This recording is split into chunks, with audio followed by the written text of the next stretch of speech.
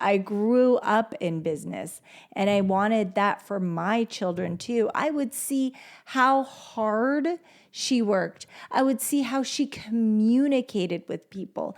And that just gave me a different outlook on stuff.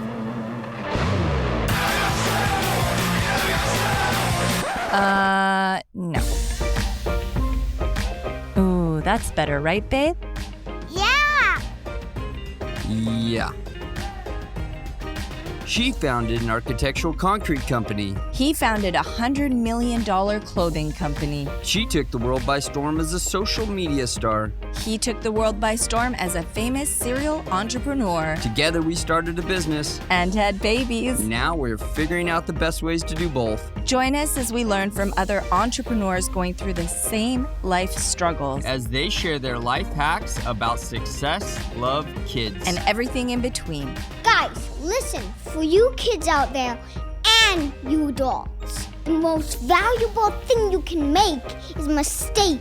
You can't learn anything from being perfect. Opportunities are usually disguised as hard work, so most people don't even recognize them. Quote by Ann Landers.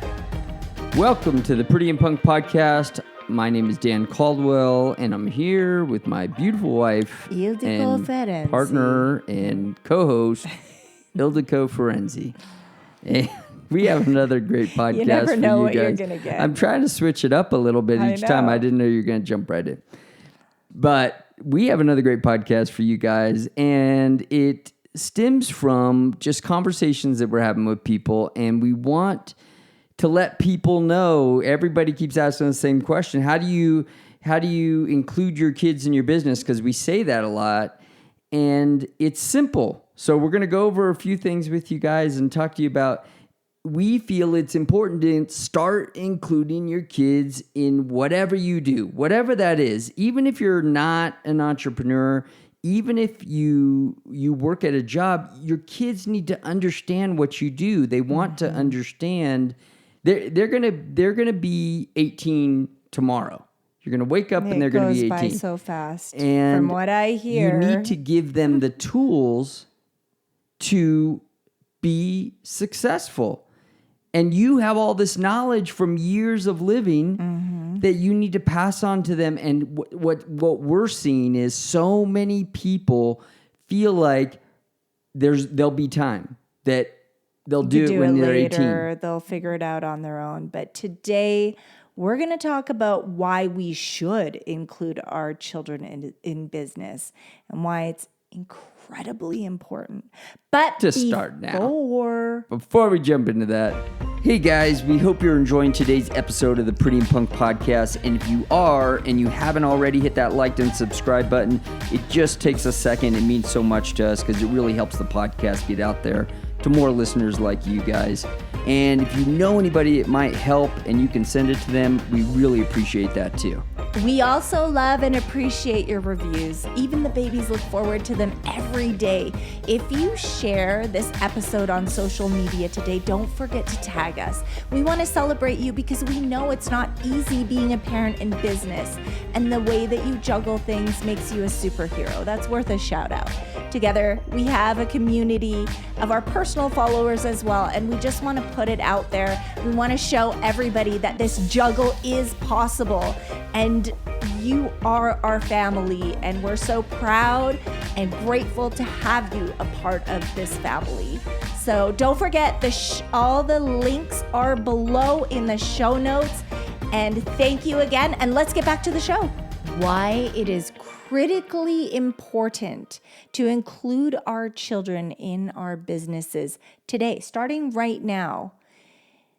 I know for myself, this is how I grew up. So it wasn't anything unique. My mom, she had the baby and then she brought me back to the shop. I was in a little bassinet. I was there. I was there my whole life. I grew up in business, and I wanted that for my children too. I would see how hard she worked. I would see how she communicated with people.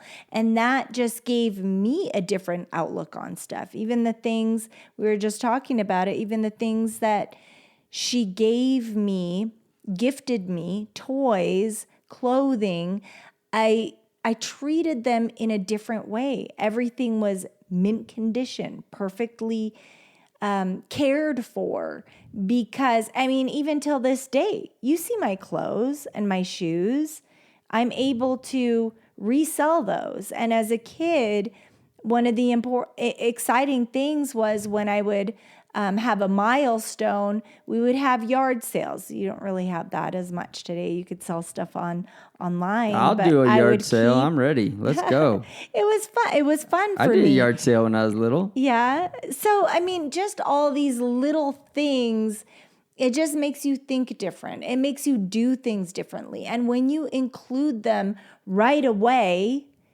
from birth, they just have this different view of life, and they have this rich knowledge of the different things that you do in your business. And you know what, honestly, is I think they pick up, there's so many nuances that they pick up on these little things that you might not even be teaching them. And remember, right, they learn a lot from just watching and us. Listening so to the language. So when we take them to...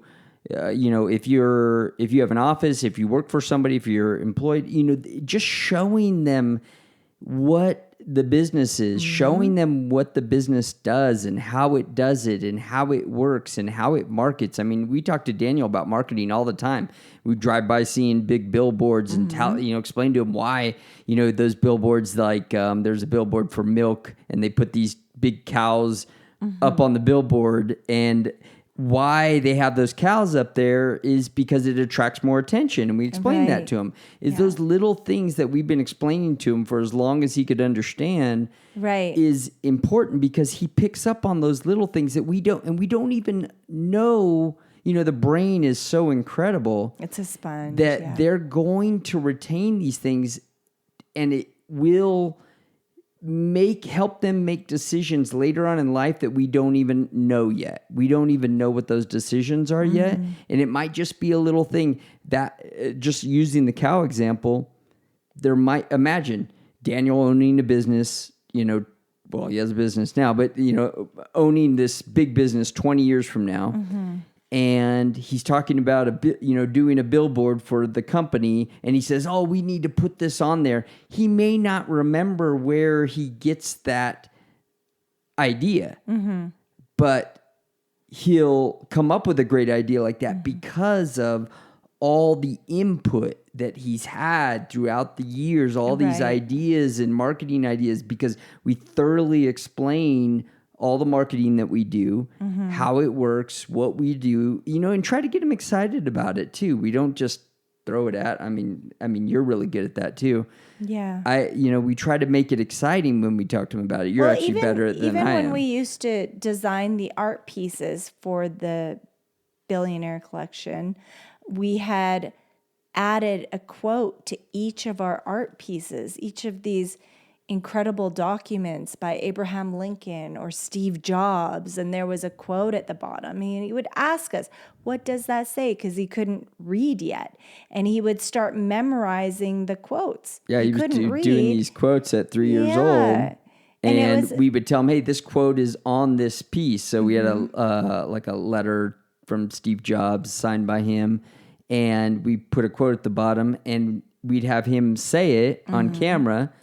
And we would tell him it's on this document, and he would associate that, those two pieces together, and tell him who Steve Jobs. Now he knows. If you asked him who's Steve Jobs, he'd tell you exactly what Steve Jobs did and how he built this company. Little bits of it. He might not get it all right, but because we've talked about it so much with him. And even the way he would speak to me when I was going through my life-saving surgery and my healing process, the way that he would speak to me was just so encouraging. And even his grandmother that went through life-saving surgery, Grandma, you need to do this. And he would just take authority. And I'm telling you, their brains are little sponges. And you may think, oh, he's only 2 or he's only 3, or she, if you have a daughter.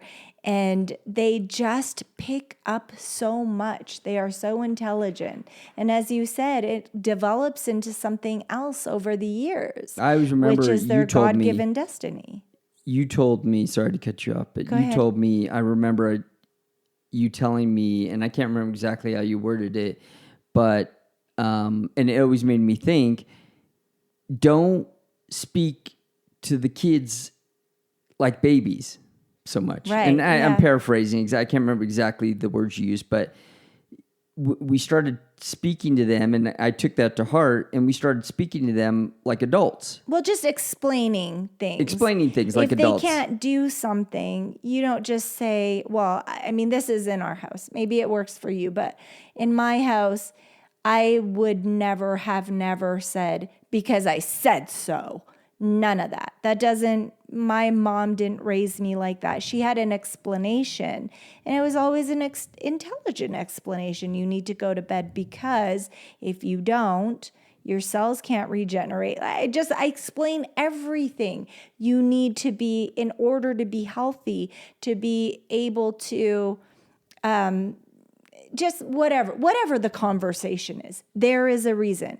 You need to eat these. Why? Well, because when you eat your greens, it's going to help fight off the toxins in your body. It's going to give you the strength to overcome viruses, bacteria, all the junk food. It's not going to do anything for you. If anything, it's going to pull you to a state of sickness and illness and inflammation. I tell them these things and they so understand. In other words, we try to speak in a way that might be somewhat over their head a little bit, but they grasp it because Yes. don't think Paint a that your kids picture. can't understand because you're they need to speaking do in this way, things. because Right. kids are incredibly intelligent and they just pick up on this stuff. Mm-hmm. And when you start to speak that way, they start to grasp your language. And we see Daniel doing this all the time in Destiny, that they grasp the language that we use to explain things, and they use it for their own explanations. And so if in turn you're using baby talk, Right. I don't want to say baby talk because it's not, but if you're not dumbing down your language Right. to speak to them, then they will use that dumbed down language to speak rather than the more, I don't say intelligent, but the better explanation that when it comes out of Daniel's mouth, sometimes it blows me away. Right. You know, I hear him explain how this kid's editing now and he's doing all kinds of things that are just, staggering sometimes. But the way he explains things when he's trying to explain how he's doing something, he'll explain it back to me how he's editing something, and I'm like, wow, this kid's using some language that I just don't expect that it would be coming from him, because it's and I get it that he's watching some of the courses that we've got him for his editing, and he's using their language. Yes. Because this course is for adults, it's not for kids. And so he's using their language to help explain what he's doing, which is great. And so you don't need to dumb down your language for your children all the time. I mean, I know there might be points where you really need them to grasp an understanding of something, so you want to make sure they get it, but try to use the language that you'd use when you're speaking to another adult. They will understand. And when we talk about how to implement our kids into our businesses, you heard at the top of the podcast, we use just the simple thing is we have our kids do, we didn't have to do that. We didn't have to put them at the top of the podcast. I want them to have some kind of responsibility that is the behind the curtain thing. Well, we tell them it's their podcast some kind too. of responsibility. But the truth is they're so excited and wanting to be a part of this that they say it's their podcast. And I love that. So even though, and responsibility, it doesn't have to be like a responsibility. It could be a joy. If you're doing what you love, it's a pleasure. They know that they're helping people all around the world. We see our numbers. We see our audience. They're literally all over the world and hello, everybody, and thank you for listening. It's actually so exciting. We have people in Hungary, China, Russia, Poland. Yeah, places we never thought. Everywhere that we never knew that we can make friends all over the world. And here you guys are listening, and they're just so excited about that. So it doesn't even feel like a responsibility to them. And that's the joy, is when you start falling into your God-given purpose, your God-given destiny, it's not going to feel heavy or anxious. Of course, you're going to go through hard times, but you're going to be given the tools to get through it. And they need to see that too. I needed to see my mom struggle a little bit, but then get through it. That gave me the courage when I was a young adult and in my teens to get over things with courage. Well, as soon as Daniel gets good enough at this editing that he's been doing, and he actually is really good. Like I've seen him do some stuff. All different kinds it blows of me away, some of the things he's doing right now. Yeah. For this little kid, to be able to edit like that, way beyond my expertise of editing. But we're firing our podcast producer because he's going to be our podcast producer. Yes, he is. I'm telling you. Yes. As sure as I'm standing here, as soon as he gets to that point where he can start editing, I'm going to have him sit down with our producer, and he's going to. No, we can save the money on the podcast producer, and Daniel will start doing it. I mean, I just want him to have that. If he enjoys it, whatever it is, if he enjoys it, he's going to do it because I'm telling him he's got to do it because I want him to learn how to do it. I want him to understand it. I want him to take a bigger role in the podcast, not just do the quote at the beginning, not just do the extra, the exit. I want him to be a part of editing. Yeah, he'll enjoy the podcast, he'll love it. And I know he'll like it, and he may even get to the point where he's like, I don't want to do this all. But that's part of being a part of the business. You want to be a part of the business, then you have to do an important part of the business, and that's one of the pieces. That's not even it, but because we're speaking and we're doing these types of things, we're doing the events. He's not only just sitting on our lap speaking with us, he has his own speech. And he's speaking in front of big audiences. But, recently I read that the Trumps, I was reading a article on Donald Trump, and in the article, they were talking about Donald Trump Jr., and he said, in the article, he said that him and his sister would go with his dad to work when they were like 5 or 6 years old, or he was 5 or 6. And their dad would just point out all these things that were wrong with buildings or with construction. He would point out all these things because he was a developer. And he would explain to him, he tells this one story. I don't remember what the whole point of the story was, but I remember that his dad wanted to build 2 extra floors, and I guess you couldn't because of the zoning law or whatever it was. So he told him how he was able to get it done, and he explained to him this stuff when he was like 5 or 6 years old. He's explaining to him how he was able to get around these laws that were in place, not trying to break a law, but trying to get around them so that he could build 2 extra floors on this building. Because apparently, per the code, he wasn't allowed to build these 2 extra floors. And Don Jr. was learning this stuff when he was 5 and 6 years old. I mean, it's no wonder he brought, and also the fact that he brought his kids on, he didn't have to have his kids on that TV show that he was doing. Yeah. It probably made more sense. He had, I don't know if it was the season before. I think it was the season before he had people who worked for him up there. And then the next season he said, you know what, I'm going to bring my kids on here. I want my kids on here as part of this show. And he didn't have to do that. Yeah. He could have done that without his kids. But he decided to bring his kids on this show so they could be a part of this with him because he knew at some point and we talked about this, the whole part of the reason why we want to do this is at some point you're going to have to pass the torch. That's right. Oh, 100%. I agree with you. And it's not even, it seems impressive, but the jewelry store, and my mom had several businesses, but the jewelry store was what she was going to pass on to me. So at 7 years old, I already knew how to weigh the jewelry. We sold our jewelry by weight because the price of gold fluctuates. So she explained that to me. She would teach me how to handle the customers, and I would greet the customers, ask them how I could help them. And also I knew how to clean jewelry, buff jewelry, all the things that a child that age, you'd be very surprised. Hi, baby. You'd be very surprised. But our daughter is parent shopping right now. And I told her, It's I said, okay. no, you don't need to ask your mom. I already told you.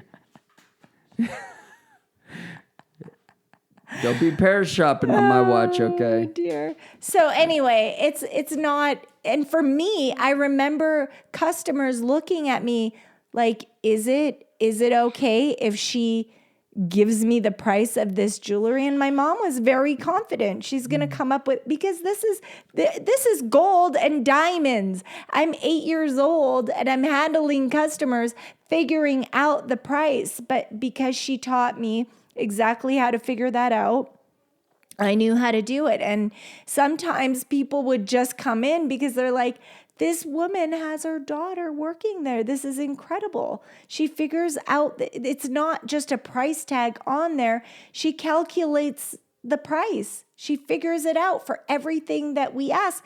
I would weigh it on the scale and then I would calculate it and give them the price. And I just loved dealing with customers because I knew that business would be mine one day too. And I think that people are going to have this question like, well, I don't have my own business yet. And look at guys, you want to know something great that you can do with your family? Like a lot of people, I want to, and not that you can't do other things. So I don't want to say it's do this and not that. I'm just saying that you want to know something great you can do with your family? All participate as a family in a business. Mm-hmm. It may not be a huge success. It may not be successful out of the gate. It may fail down the road. You may decide. Okay. That's how you learn. The pivot. That's how they learn. And there's nothing to be ashamed of. And you being just able to do it together, as a family, exactly, is where the joy comes in. I love that. Where the participate. I mean, do you think your kids are going to remember, some of the things that you could, do that, if they're just not going to remember the video games. They're not going to remember watching television or even going to a movie. Mm-hmm. What they will remember is you guys all sitting down at the dinner table talking about, or at a table, sitting down talking about how we're going to create this and how you want to do this and you handle this and let's do this together and why this works. Those are and it's apparent if you listen to our podcast, you can hear how it comes through in Ildiko's voice when she's talking about how when she was 7 years old working with her mom, those are the best memories of her life. Yeah. And even when I was older and I started my own business, I started my very own business at 13, and it's not like my mom didn't know. I had to figure out what stock would work every Monday. And we're so lucky now because you have the internet and all that stuff. But we would drive into Vancouver and I would go to the wholesale shop to figure out what kind of products. I would be talking. My mom wouldn't say a thing. She would sit down there and write her notes for the jewelry store because we still had the jewelry store. But this was when I was a little bit older. She wanted me to make sure that, and if you guys know the story, my mom did. We got robbed later on in life. So again, we had to pivot.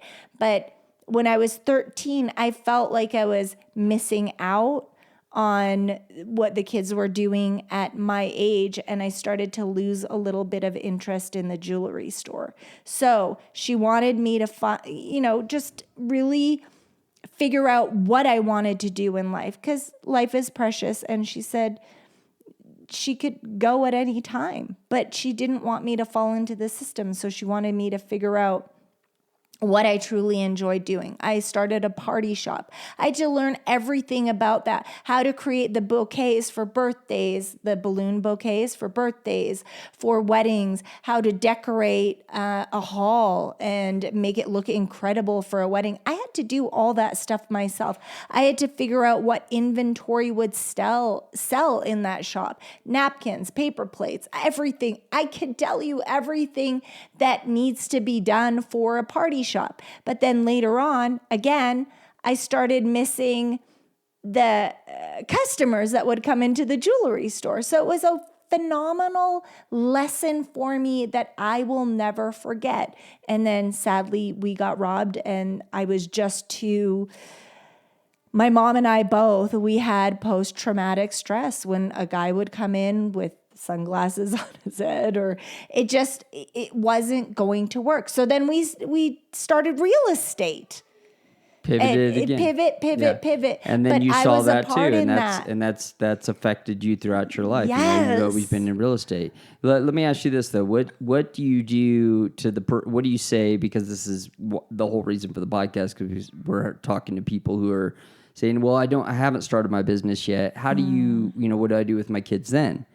How do I include my kids in what I'm doing then?" Here's what you do. I'm going to tell you. You include them in whatever you're doing. You're a stay-at-home mom. You just had another baby. Teach them how to change the diapers. Teach them the formulas that you're feeding your children. Not formula, but the food that you're making for your baby from scratch when she's or he is ready for solid foods. Include them in setting the tables. Include them in cleaning around the house. Include them in the gardening, changing the tire, dad. Whatever it is, include them. Give them the sense of responsibility.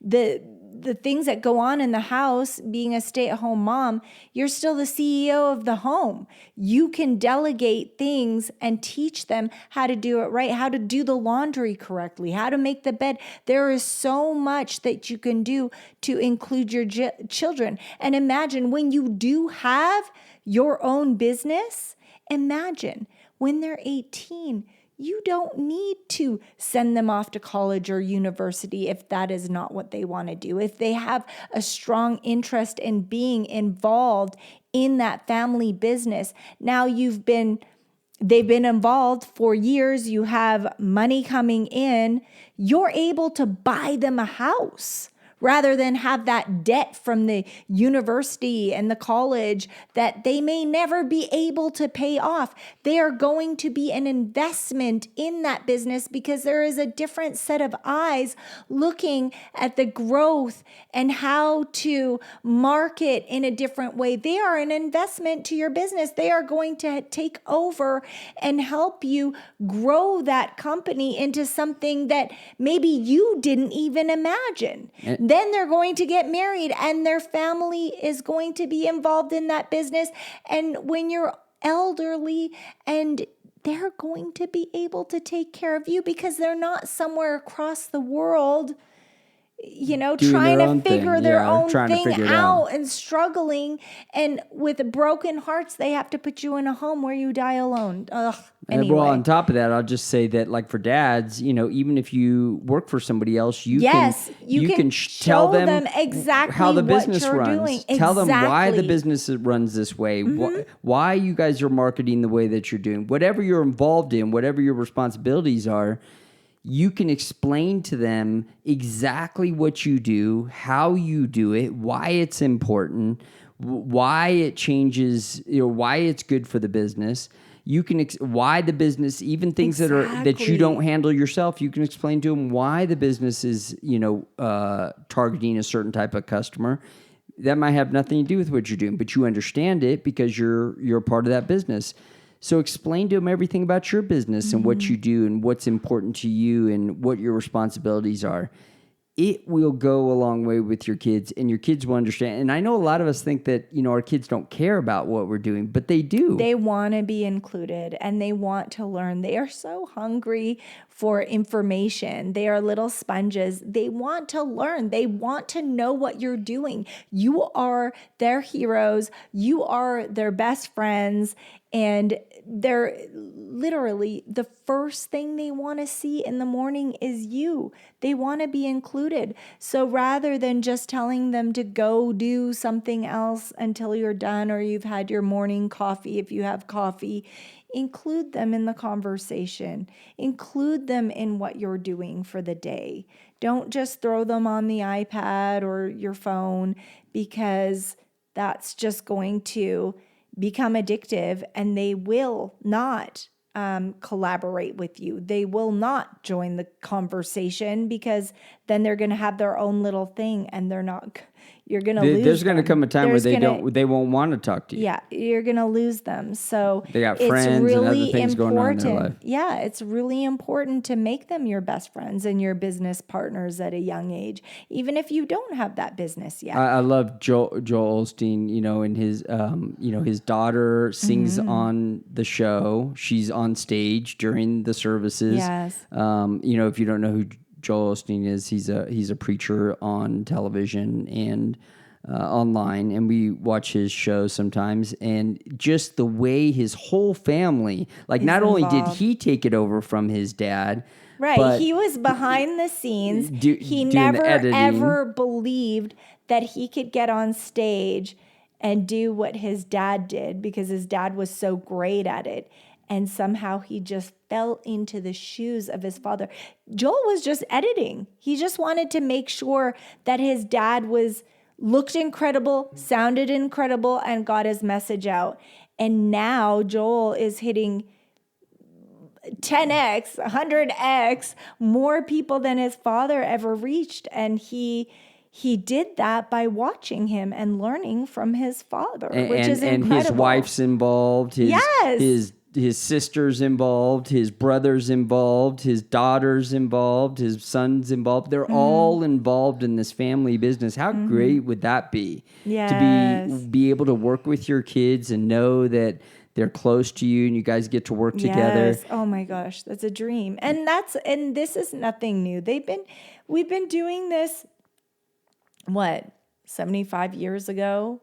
That's how it used to be. You used to build the business and you would pass it on to your children. Then they would take care of you when you were elderly. And then the cycle would just go on and on and on. And hopefully you have a great business where you can do that. But this is nothing new.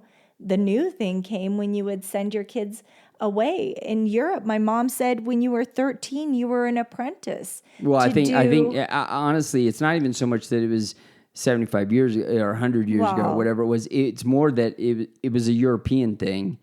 And because you hear Gary Vee talk about it when he talks about his dad and how his dad was very strict with him, but, and he was made to work in the family's liquor store or whatever it was that he had. But he learned from watching his dad. His dad was a very, very hard worker, and he wanted, I'm sure, I'm just guessing, but I'm sure his dad wanted to pass that business down to him, right? At some point, and he needed his son to understand. And maybe he thought, hey, if my son doesn't want to run this business, then so be it.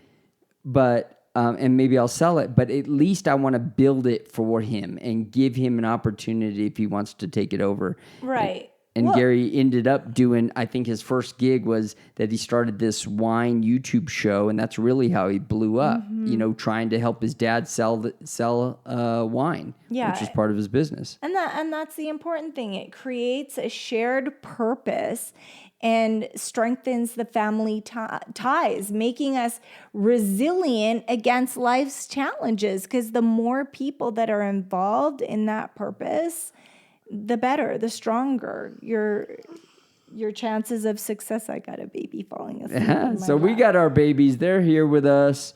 this is, we involve them in the podcast. We involve them in everything that we do, and it's worked so well with us. And honestly, it's what got Daniel speaking. We didn't make him become a speaker. He wanted to become a speaker. We were showing him people speaking, including ourselves, speaking on stage, and he would see us speaking on stage, and he said, I want to do that. Yeah. And so we started working on a speech with him, and next thing you know, he's speaking in front of thousands of people up on stage. It's incredible. And that all came from him watching us do what we do, and then wanting to be a part of that. That's right. And so guys, I hope that you got something from this. And, if you guys are doing that with your kids right now, let us know. We love hearing these success stories.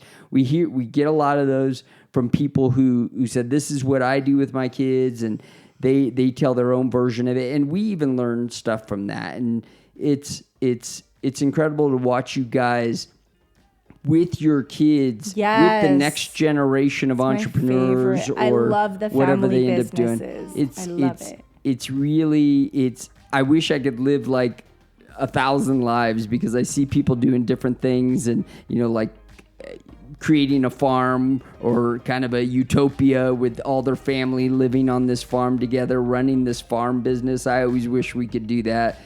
Get all our kids and go buy a farm somewhere and just run this farm together. Cool. I mean, those are such great stories. If you have a story like that, or whatever you're doing with your kids to involve them in your life and in your business, let us know. We love to hear these great new ideas and new tips, and we'll pass them on to the other listeners.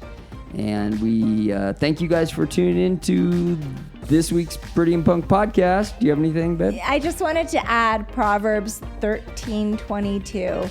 A good person leaves an inheritance for their children's children. And by involving our children in our business, we're not just leaving them the wealth, but also wisdom and skills that it is the generations. Yeah. It's not the wealth, because our kids we're probably not going to give them anything. We're going to burn it, take it with us, bury it with us. No, but they'll have the business, and that's the wisdom. thing, and the wisdom, and it's going to just pass on and pass on and pass on, and that's the beautiful thing. That's the legacy, the building of the legacy. That's the real importance. Yes. So thank you guys for tuning into this week's Pretty and Punk podcast, and we will catch you guys next week. God bless you guys. Thank you so much for joining us.